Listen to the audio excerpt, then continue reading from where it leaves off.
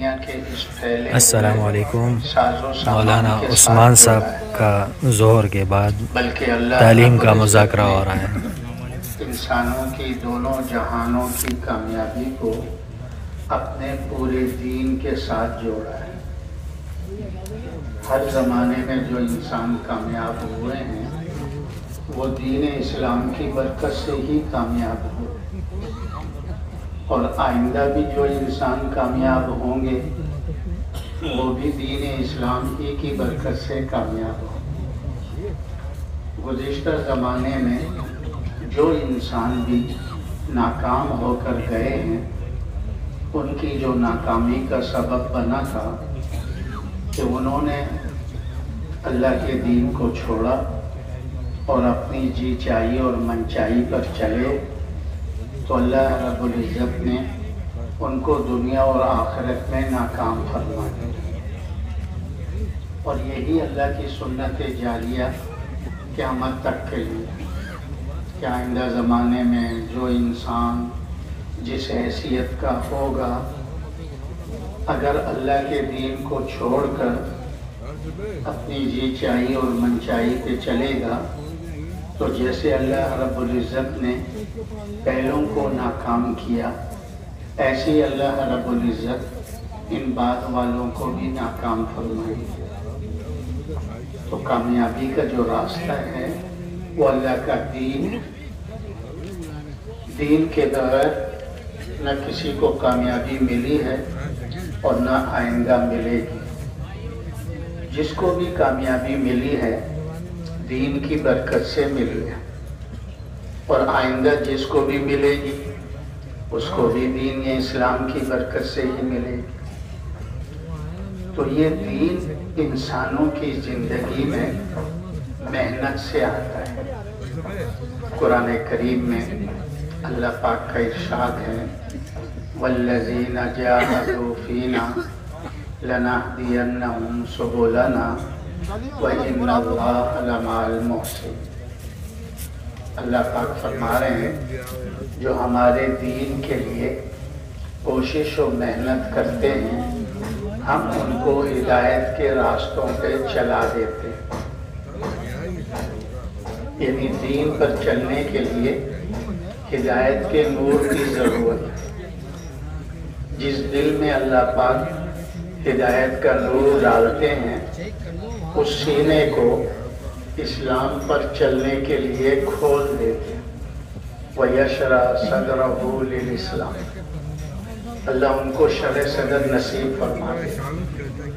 کیا مطلب کہ جیسے سیدھے راستے پہ چلنا آسان ہوتا ہے، ایسے اللہ دین پہ چلنا ان کے لیے آسان کر دیتا ہے۔ اور جب یہ ہدایت کا نور نہ ہو تو پھر دین پہ چلنا انسان بہت مشکل سمجھتا ہے۔ کتنا مشکل سمجھتا ہے؟ جیسے آسمان پہ چڑھنا مشکل سمجھتا ہے کہ بھلا آسمان پر بھی چڑھا جا سکتا ہے، کیونکہ اللہ پاک کفر و شرک کی وجہ سے یہ کلمہ تو پڑھ لیا لیکن فسق و فجور میں لگا رہا، گناہوں میں لگا رہا، تو وہ ایمان کی چنگاری گناہوں کے راکھ میں دب جاتی ہے۔ پھر مسلمان کو احکامات پورا کرنا مشکل نظر آتا ہے۔ نماز پڑھنا، روزہ رکھنا، زکوٰۃ دینا، 2024 ماں باپ کی خدمت کرنا، رشتہ داروں کے ساتھ صلہ رحمی کرنا، پڑوسوں ہمسایوں کے ساتھ اچھا برتاؤ کرنا، یہ سب مشکل ہو جاتا ہے۔ تو یہ جو ہدایت کا نور ہے نا، یہ انسان کی دنیا میں سب سے پہلی ضرورت ہے اور سب سے اہم ضرورت ہے۔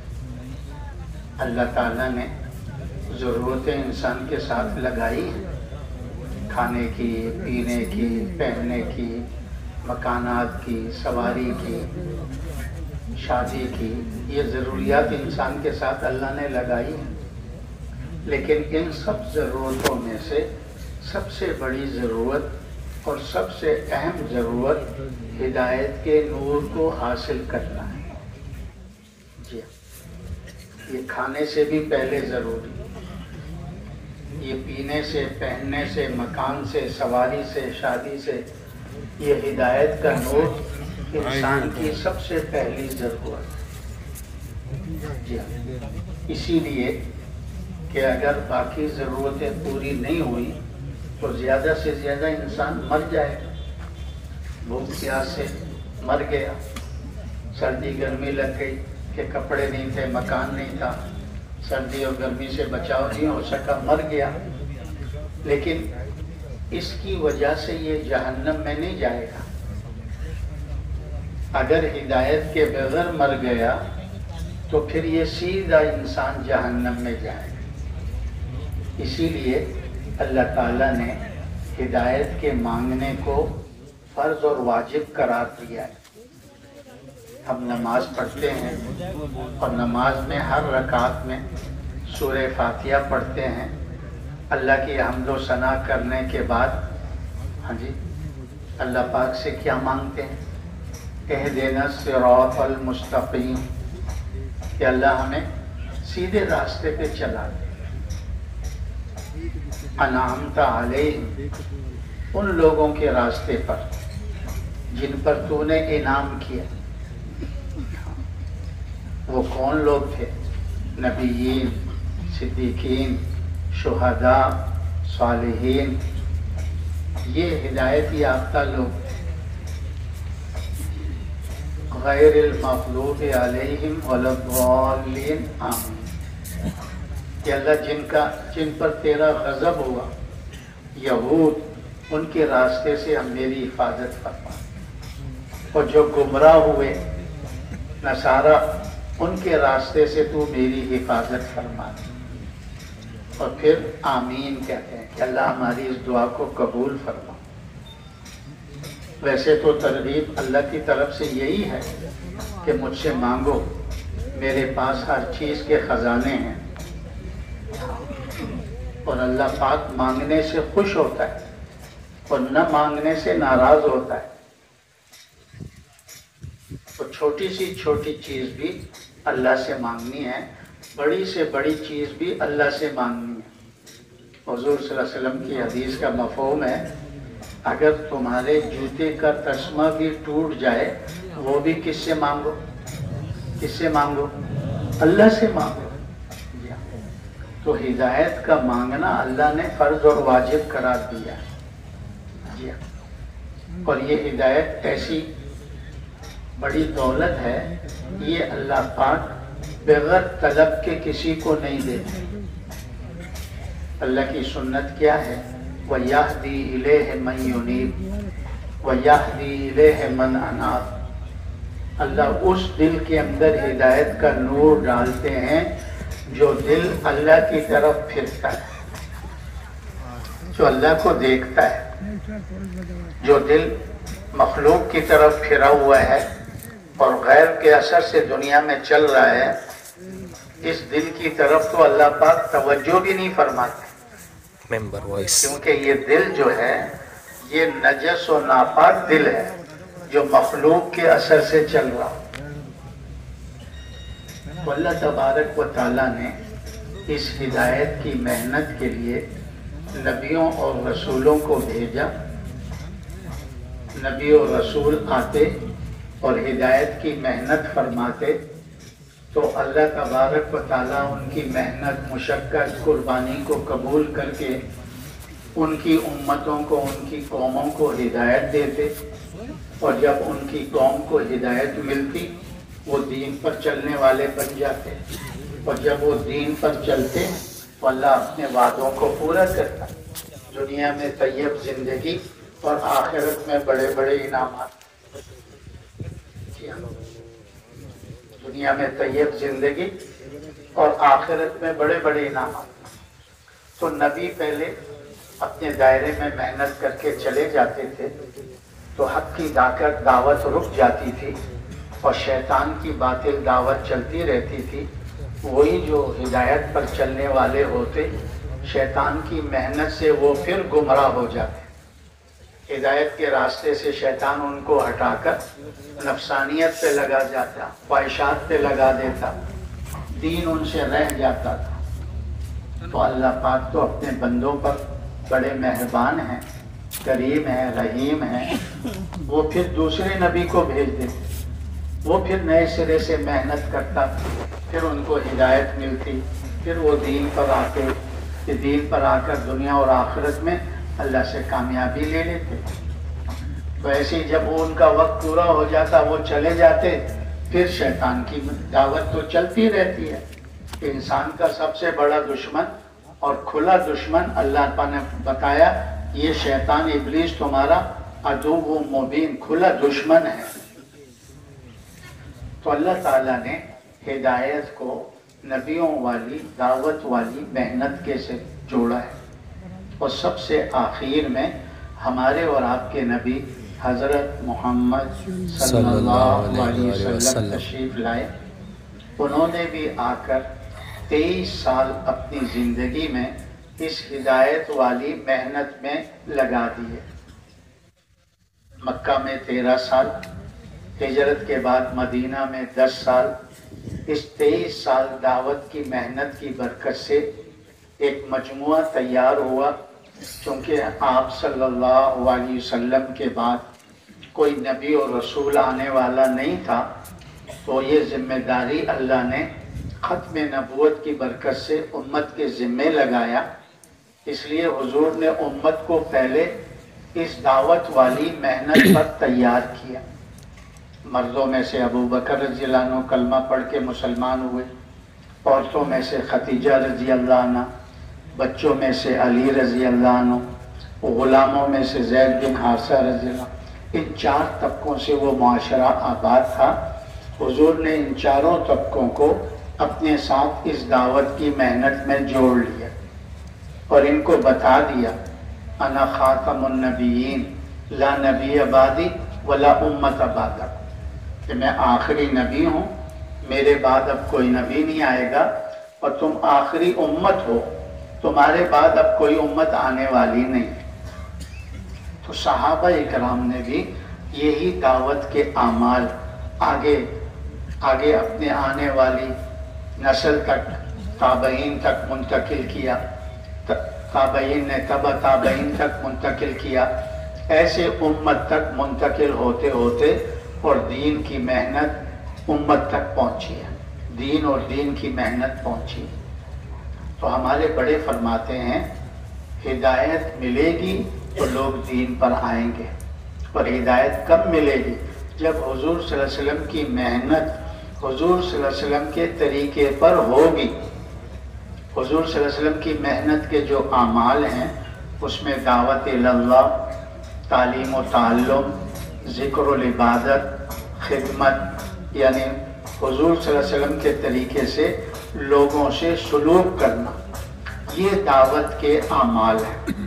اور ہمارے بڑے فرماتے ہیں، ان کے ذریعے سے اللہ ہدایت کا نور عطا فرماتا ہے، اور ہدایت کے ملنے پر دین پہ چلنا اللہ آسان کر دیتے ہیں، اور جب دین پہ چلتے ہیں اللہ اپنے وعدوں کو پورا کرتے ہیں، دنیا میں بھی کامیابی، آخرت میں بھی کامیابی۔ تو یہ دعوت کے اعمال ہمارے بڑے فرماتے ہیں ہر جگہ پر ہوں، ہر مسلمان ان اعمال میں لگے، اور ہر مسلمان دعوت دے، ہر مسلمان تعلیم و تعلم میں لگے، ذکر و عبادت میں لگے، خدمت میں لگے۔ ان اعمال کے ذریعے سے اپنے دل کے اندر ہدایت کے نور کو کامل کرتا چلا جائے۔ جب کامل نور ملے گا تو پورے دین پر چلنا آسان ہوگا۔ پورا دین کیا ہے؟